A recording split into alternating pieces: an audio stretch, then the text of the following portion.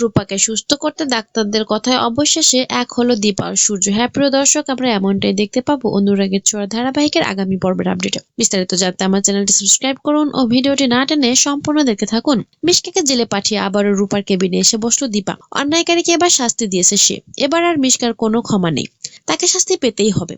কিন্তু কথা বলতে পারে না রূপা। রূপা চুপচাপ তাকিয়ে থাকে তার মায়ের দিকে। সংশয় সৃষ্টি হয় দীপার মনে, সত্যি সুস্থ হয়ে উঠবে তো রূপা? রূপার আবার অন্য কোনো বিপদ হবে না তো? এসব ভাবতে ভাবতে অর্জুন সেখানে চলে আসে। অর্জুন বুঝতে পারে দীপা কতটা চিন্তায় আছে। অর্জুনের কাছে ব্যাকুল ভাবে জানতে চায় দীপা, অর্জুন দা, আমার রূপা সুস্থ হয়ে উঠবে তো? অর্জুন দীপাকে আশ্বস্ত দিয়ে বলে, রূপা অবশ্যই সুস্থ হয়ে উঠবে, তবে বেশ কিছুটা সময় লাগবে। কারণ রূপার একটা মেজর অপারেশন হয়েছে, তাই একটু সময় লাগবে। তুই চিন্তা করিস না, তোর ভালোবাসায় রূপা ঠিক সুস্থ হয়ে উঠবে। অর্জুনের কথায় আশ্বস্ত হলেও রূপা হাত উঁচু করে কিছু একটা বলতে চায়, কিন্তু বলতে পারে না। অর্জুন রূপার কন্ডিশন দেখে বুঝতে পারে তাকে আবারও বড় বড় ডাক্তারদের সাথে ভিডিও কনফারেন্সে আলোচনা করতে হবে। রূপার এই অবস্থা দেখে অর্জুন যখন ভিডিও কনফারেন্সে কথা বলছিল, তখন ডাক্তাররা পেশেন্টের মায়ের সাথে কথা বলতে চায় আর পেশেন্টের বাবার সাথেও কথা বলতে চায়। তখন সূর্য আর দীপা আসে অর্জুনের কেবিনে। তারা ডাক্তারদের সাথে কথা বলতে থাকে।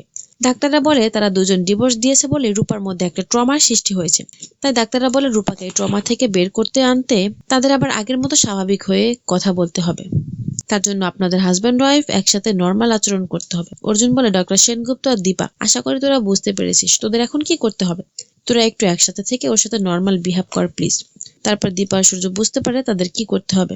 তারা একসাথে ডিসিশন নেয় একসাথে থেকে রূপাকে সুস্থ করে তুলতে হবে। তো প্রিয় দর্শক, আপনাদেরও কি তাই মনে হয় রূপা এবার তার বাবা মাকে এক করতে পারবে তো?